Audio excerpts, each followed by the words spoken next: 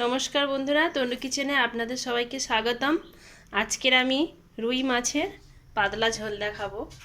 রুই মাছের পাতলা ঝোল, তার জন্য নিয়েছি পটল আলু হালকা করে গরম জলে ধুয়ে নিয়েছি, আর ঝিঙে কেটে নিয়েছি। এর সঙ্গে দেব 5 ফোঁটন কাঁচা লঙ্কা, আর এটা হচ্ছে কি জিরে মৌরি আদা গোটা লঙ্কা একসাথে মিক্সড করে বেটে নিয়েছি। আর এটা একটু চাট মশলা মতো আছে, হলুদ গুঁড়ো, এইগুলো সব কটা উপকরণ দিয়ে আমি দেখাচ্ছি। কড়াইতে তেল দিয়েছি, 5 ফোঁটন দিলাম, 2 তেজপাতা, 2 কাঁচা লঙ্কা দিয়ে এটাকে ভেজে নেব। মশলাগুলো লাল লাল হয়ে ভাজা হয়ে গেলে ওর মধ্যে এই আলু আর পটলগুলো আগে দিয়ে দেবো। আলুটা 2 মিনিট এরকম কষে নেওয়ার পরে আলু আর পটল, এখানে হলুদ গুঁড়ো দিয়ে দেব, লবণ দিয়ে দেবো, পরিমাণ মতন আপনাদের স্বাদ অনুযায়ী লবণ দেবেন। হলুদ আর লবণ দেওয়ার পরে 1 মিনিট এইভাবে কষিয়ে নেওয়ার পরে ঝিঙেটা দিয়ে দেব। ঝিঙেটা আগে দিলে গলে যাবে, তাই একটু দেরি করে দেব।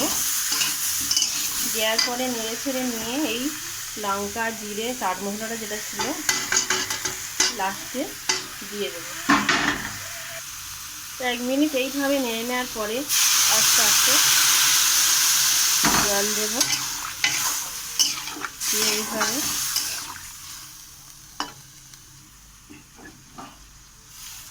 আলুটা এরকম বলে আলুটা এরকম দেখাচ্ছি, কিন্তু আলুটা হলুদই হয়ে গেছে। এইভাবে এরকম তরকারিতে জল দিয়ে ফুটিয়ে নেব। ফোটানো পরে আমি 15 মিনিট পরে আসছি।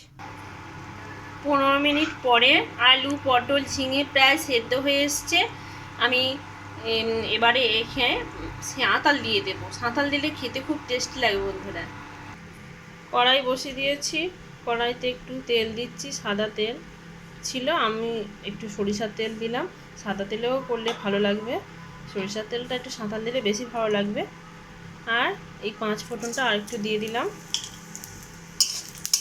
দিয়ে 5 ফোঁটনটা একটু লাল লাল লাল লাল হবে, হালকা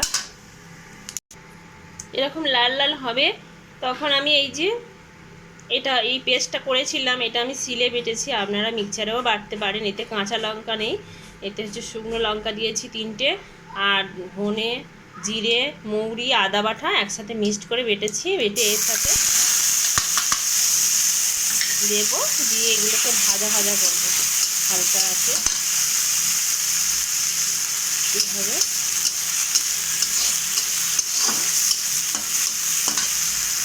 দিয়ে দেখবেন এইভাবে বানিয়ে পাতলা ঝোল এইভাবে বাড়িতে ঝোল বানিয়ে খেয়ে আমাকে কমেন্ট করে বলবেন বন্ধুরা কেমন হয়েছে।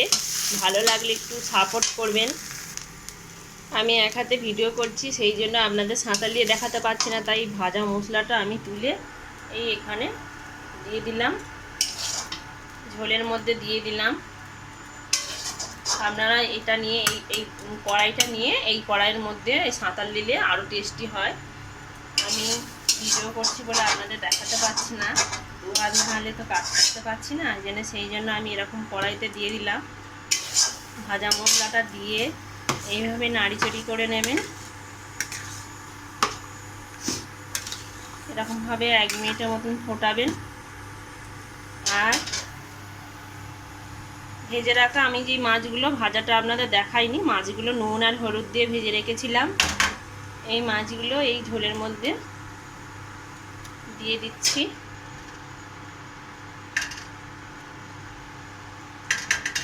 এইভাবে বানিয়ে খেয়ে দেখবেন, রুগীরাও খেতে পারবে, শরীর খারাপও করবে না, আর খেতে সুস্বাদু লাগবে।